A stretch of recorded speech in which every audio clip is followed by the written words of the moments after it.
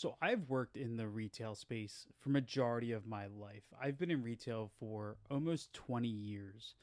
And a big part of those 2 decades, I've been paying a really close attention to exactly how the system works, for better or worse, right? Like, I guess that's the way to explain it.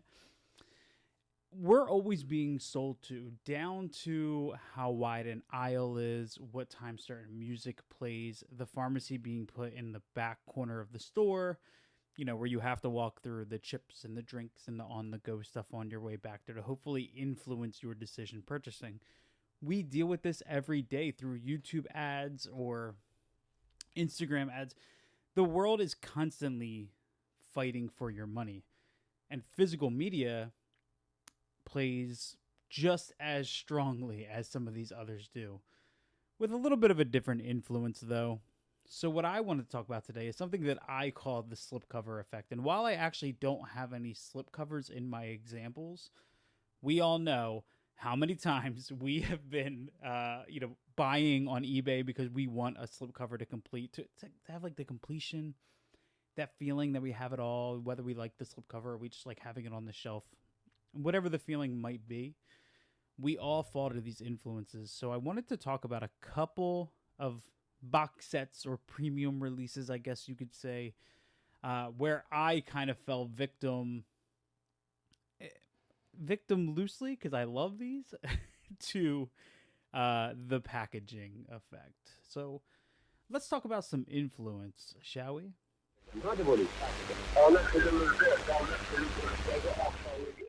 Now, if you've been in the physical media space long enough, you've probably heard certain creators, me included, saying the disc is the most important, right? I'm on record saying that. I'm sure you can find that on this channel somewhere. Because when it comes down to it, it is, right? Just new packaging very rarely ever influences people like me, right? It does influence other people, and it's not my place to say that you're wrong or right for falling into that. But there are companies out there that are genuinely using the packaging to sell you twice, maybe even 3 times on a title that they own just to get extra money. We see it all the time with companies like Scream Factory releasing steelbooks. I'm not a big steelbook guy. I think they're just there to make companies extra money. Arrow's actually doing it right now with Trick or Treat. Their Trick or Treat. They're re-releasing it on steelbook, the 4K that's been on slipcover for a year now. It is a good like bait method, right, to get collectors to spend a little bit of extra money. And look, that's up to you. All right, you do your thing. It's your money. You work hard for it. But this is actively happening, and there are times when I've fallen victim, and there are times where I'm like, you kind of feel like you can see right through it, right? So it's individual discretion. The first title I want to talk about simply comes down to funds, right? The Lost Boys. It just celebrated an anniversary. In my opinion, the best vampire movie ever made. Joel Schumacher's direction is incredible.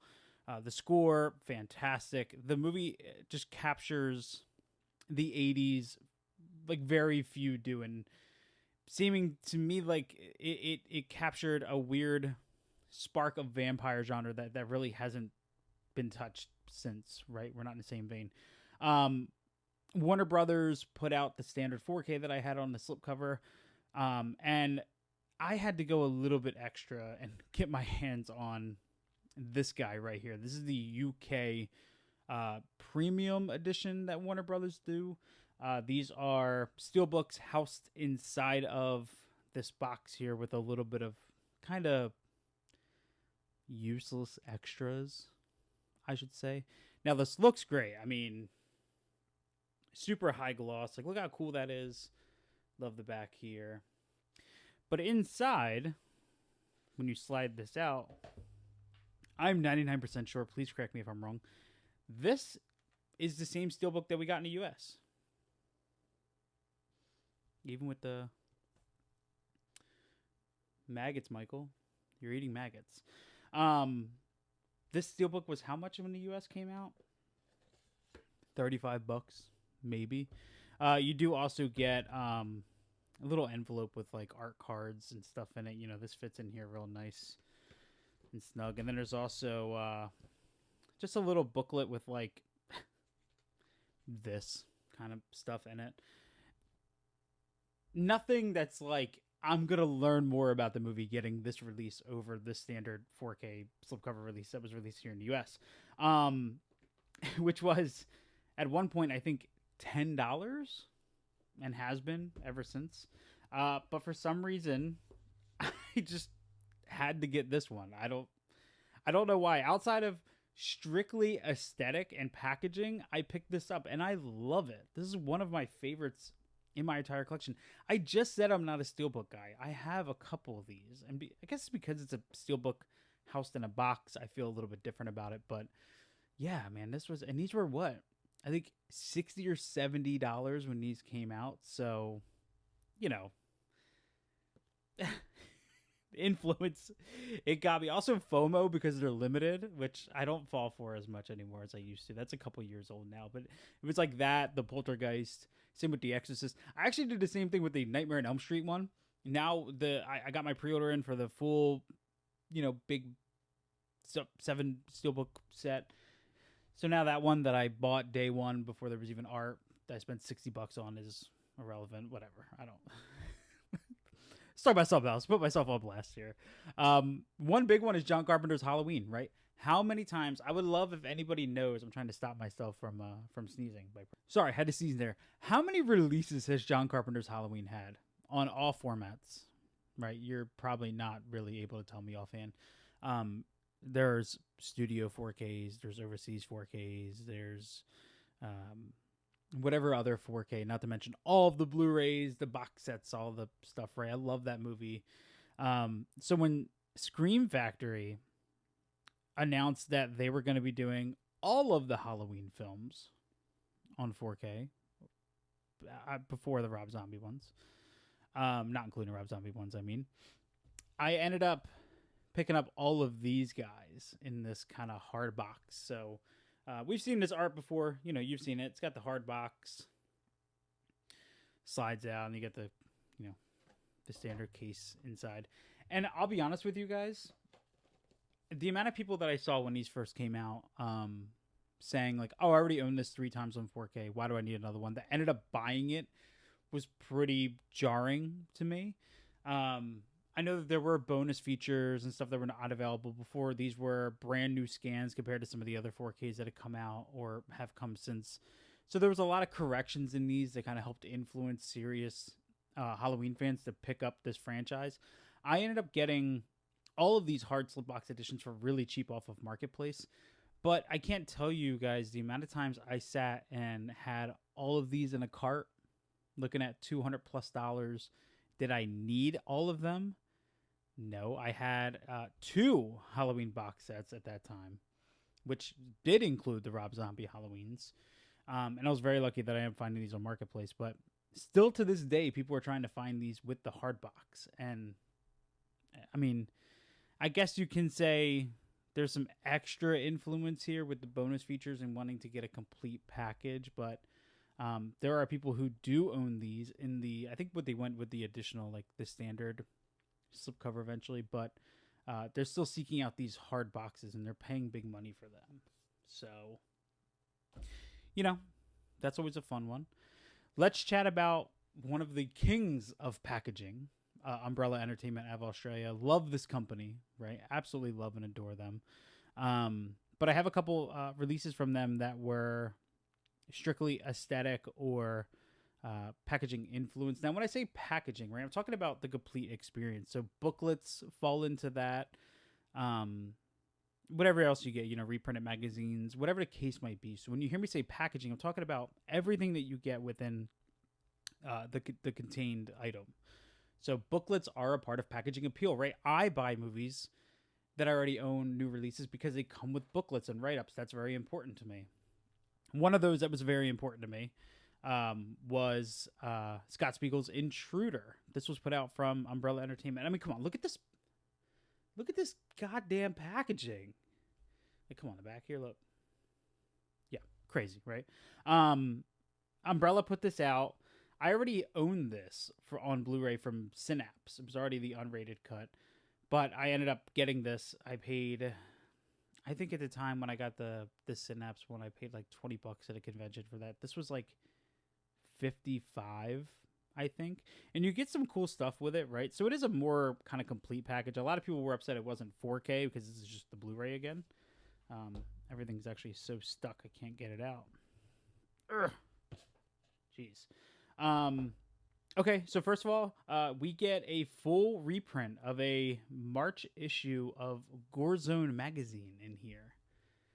Check that guy out if you haven't seen this before. This is really cool. This was like, this was part of the influence for me. Look, there's even a hole right up in here on Troma's War and some masks and stuff. This was definitely one of the things I was like, okay, that's cool.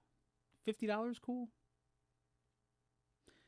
But cool as hell, yeah, especially for, you know, somebody like me. Here is the profile here. Includes intruder. So this is super cool, right? Because then, let me put this back in here. Because then you also got a little booklet, not the biggest booklet in the world. And this contains 1 or 2 write-ups. I think, yeah, 2 write-ups, as well as some, if I stop hitting my mic here, as well as like posters. So you got some alternate posters in here. It does kind of feel like a little bit of filler just to have the booklet a little thicker, because then they also have the artwork process in here. So let me put this guy back. Thank you for stalking with us. If you guys haven't seen Intruder, it's one of the best slashers you've never seen. But then you also got like a nice slipcover as well. So let me show you that. The Synapse release did not have a slipcover. So you could say more complete. This does also come with a new visual essay and I think a new commentary as well. So bonus features to continue to influence, which were very important to me. But one of the things I did want to chat about with this, Umbrella's editions like this are numbered. So there's a FOMO influence. There is a, if you don't buy this now, you're going to miss out influence. I have number 604 of 2000 with this guy. I still see this on sale on third-party retailers and stuff, so I don't think this was a big seller. There clearly is still more of the 2000 run print out there. Come on. So, influence with this was heavy. Man. Same with another Umbrella one. This one I kind of regret because it went on sale. I was on my honeymoon when this box set was announced. I bought it. I was so excited. It took forever to get to me. Mail sent it all over the place. But then only a couple months later did they put this thing on like a heavy sale, and all these people were pissed off. Understandably, me too. But the Terrifier. This is the Art Attack Pack. This was celebrating the release of Terrifier 3. And this comes with a whole bundle of things. I'll just show you the spine here. You have Terrifier, Terrifier 2, and Terrifier 3 in 4K. You also have All Hallows Eve, which is the anthology film that introduced Art the Clown in the bonus features here, which I already had, and the sequel. Yeah, there's a book with a bunch of stuff in it, and this was at the time I think $130, I think, brand new. So talk about influence. I will say, I'm happy I got this because of the slipcovers and stuff. I am a fan of the Terrifier franchise. I'm not as big a fan as other people, but this is kind of part of the conversation that I want to bring up, which is I want to feel something with my physical media releases, right? I want to have an attachment with them. I don't want to buy it, watch a bonus features, read the book, and then put it on the shelf and never think about it again, right? I want my physical media to have impact. I want to fall in love with it, right? Both the packaging, the visual, the presentation, give me all of that. This did that for me from an art standpoint, not Art the Clown, art drawing, art on the release. Damn. And one of those was just how cool these slipcovers were. And, yeah, influence. But, like, check out this art. That art and the art. God, it's so difficult to do. Check that out, though. Super cool. This makes me want to watch the Terrifier movies again. As I'm doing this, as I'm showing this to you guys, I'm wondering if I should watch the Terrifier movies tonight. Gotta go through it right now. Focus. There we go. And of course, these come with a bunch of bonus features. Did the first movie need to be on 4K? I don't think so. I don't know, guys. Here's Terrifier 3. With the slipcover. But then, of course, there's like little extra things that came with this. Let me put the J card in there. And limited 20,000, and somehow FOMO kicked in. There is in here. There's what is all this stuff? There's stickers. There's a ton of art cards. Art cards, and then a hard big book. Now, one thing. I did read this. There's just a bunch of pictures in here, and then some write-ups. One big thing with this that a lot of people talked about that I agreed with is at the point that this came out and Terrifier 3 came out, Terrifier 4 and 5 were already announced by Damien Leone. So in a year, however much time it's going to be, there's going to be another Art Attack box. There's going to be another set of slipcovers, another set of bonus features, another release, because people are going to continue to buy this in the upgraded form over and over again until the franchise is complete. Am I going to be one of them? I fucking hope not. We'll see, though, because influence on this was heavy, man. And I do love this, okay? Needed? No, I already had all the movies except Terrifier 3. This was how I got Terrifier 3, but I already had Terrifier, Terrifier 2, All Hallows Eve. I already had them, and just influence got me, man. My hard spent money, my hard earned money. Yours too, everybody's. My God. Now, for my last pick, I wanted to pick something that I actually love. And this is when packaging and presentation influences us, I think, for the better, right? This. Second Sight Films, known for academic releases, designed to educate, designed to stand out on your shelf. It's a company that's very, very, very focused on giving you great bonus features, commentaries, visual essays, great write-ups in the booklet, right? They're a little bit geared towards the collectors who really want to learn and dive into their movies, right? Like me. And I think their best release by far was of the Blair Witch Project. And I'll tell you why. Because this is not a 4K. This is a Blu-ray. You can go on Amazon right now, and at the time this came out, and buy a Blu-ray for probably under $8, right? It's everywhere, dude. Go to any flea market, and like anybody who's selling horror Blu-rays, I bet you the Blair Witch Project is in there. A movie that's arguably best watch on VHS. But influence on this release was so heavy on me for a couple of reasons. One, it's Second Sight Films. I'm almost a guaranteed buy. Two, the festival cut of the Blair Witch Project was contained on here. That was not contained on pretty much any physical media release, right? And it's extended. Does it make the movie better? Not necessarily. Can it do without? Yes. They did do a brand new scan of everything, so while it's not upgraded to 4K, it's perfectly fine. The Blu-ray looks fantastic. But what's included in here, like, influenced the hell out of me to buy this day one, right? So you have your hard box. I'll slide this out. I fucking hate R card. Are you guys R cards fans? If you are, let me know. So the fun extra I call it. This is Heather's all-weather country notebook. Just has a bunch of notes in here. I don't know. This is from the movie, but it was cool. It was a nice little read. So that's like the little bit of fun thing in here. You also have your disc. This does include a brand new feature-length documentary as well. Influence, man, they got me with this shit. This right here, though. This book, how big is this mother fudger? Let's see. 180 pages, man. This felt like film school to me. As far as somebody, I love the Blair Witch Project. This was a movie that scared the ever-living hell out of me when I was like 9 years old watching this for the first time. And it's also a movie that impacted me my entire life. 9 months ago, I was hanging out in the woods somewhere, and I thought about the Blair Witch Project. This movie has never left me, right? This booklet, the essays in here, let me tell you how many are in here, right? And I did a full review of this on my channel. I think it's hidden.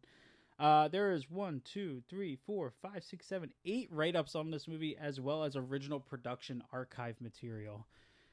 All of this for like the $55.99 I think they charge for this, compared to the $8 that you're going to spend on the regular Blu-ray from Amazon, is when packaging and presentation, I think, influences for the better, right? So there are times when it influences for the worst. I'm looking at you mostly, Lionsgate. And then there are times when it influences for the better, and that's this guy right here. Every day of the week, I will spend $55 on this compared to the $8 Blu-ray. Some of you were like, man, Blair Witch Project sucks. Why would you do that? It was shot on shit. Literally shot on a potato. No, I will... My mind, who loves diving into this stuff and like wants the full experience, I honestly came out of this kind of feeling like a little bit of a Blair Witch expert. I was so happy with every word, every bonus feature, every extra. That documentary was so good. The producer of the movie, who hours before I filmed my review, I had just watched in an interview as part of the documentary, reached out after I posted my review and was like, dude, thank you. Like, I learned so much about this movie, and this is when packaging influences for the better. I don't want to say that anything else that I've showed influence for the worse, but it definitely drove a purchasing decision. Better or worse is going to be individual. What I want to know from you guys is, what in your collection? Some of you have 2, 3, 4 copies of certain movies. Some people collect like the Nova Media and the One Clicks, where you get 3 different packages, but it's the same disc inside each one. Let me know how packaging influences your decision. Because honestly, it happens to all of us. And I think the best thing we can do is make sure that we're really paying attention to, A, are we financially able to purchase something? That's always most important. B, are we getting our money's worth? And that's going to be different from me to you. People want and desire different things. So, one thing I've learned is before I click that purchase button, which I can do so fast, is to take a second and kind of figure out, is this worth it? Because we know that right next to that, the next day, there's going to be another announcement for something else that's trying to sell us on something, right? More of the premium box sets or whatever the case might be, man. Whatever they're trying to sell you. So definitely take a look at that. Let me know down below what's in your collection that you think influenced you as far as packaging and presentation, either for the worse or for the better. If you guys have a few minutes, head over to wherever you find your podcast. Follow the Beyond the Blood podcast. It's my podcast where we break down movies based on audio commentaries. Give that a follow. Let us know. We got a whole bunch of cool shit coming. We just posted an interview with Adam Marcus, director of Jason Goes to Hell. Another one where I ended up paying like $40 for the Arrow 4K, and now it's like $20. Whatever. And if you guys are on Instagram, follow me over on there. Bearded Film Guy. I love y'all. Keep watching movies. I'll see you guys on the next one, all right? Later.